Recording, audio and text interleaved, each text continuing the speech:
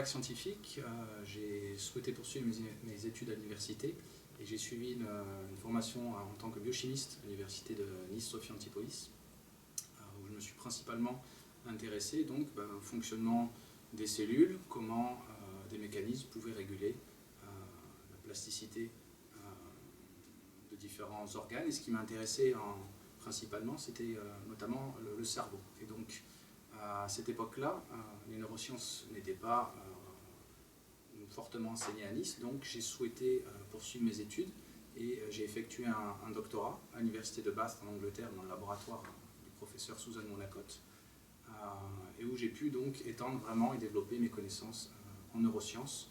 Ensuite, donc après cette formation en neurosciences, j'ai souhaité poursuivre en postdoctorat. J'ai rejoint l'équipe du docteur François Tronche au Collège de France, où j'ai augmenté et mes connaissances et mis en place différents paradigmes pour travailler sur différents modèles de pathologie touchant le cerveau. J'ai ensuite obtenu un poste de maître de conférence à l'université Pierre et Marie Curie, où j'ai exercé quelques années, et depuis 2013, j'ai rejoint l'université de Nice-Sophia Antipolis et l'Institut de pharmacologie moléculaire et cellulaire, où je développe mes travaux de recherche en tant que maître de conférence. Donc depuis longtemps, j'ai un intérêt pour essayer de comprendre comment le cerveau s'adapte à des changements environnementaux, que ce soit des changements, on va dire, positifs ou négatifs.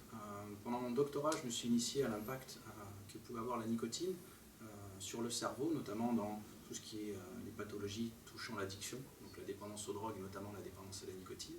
Donc, principalement, ces études durant mon doctorat ont requis des approches in vitro. J'ai souhaité par la suite aborder des approches un peu plus intégrées. C'est pour ça qu'ensuite j'ai développé différents paradigmes comportementaux au laboratoire. Et cette fois-ci, je suis toujours resté dans le domaine de la dépendance aux drogues en essayant d'intégrer, on va dire, d'autres drogues d'abus comme la cocaïne, les amphétamines, la morphine.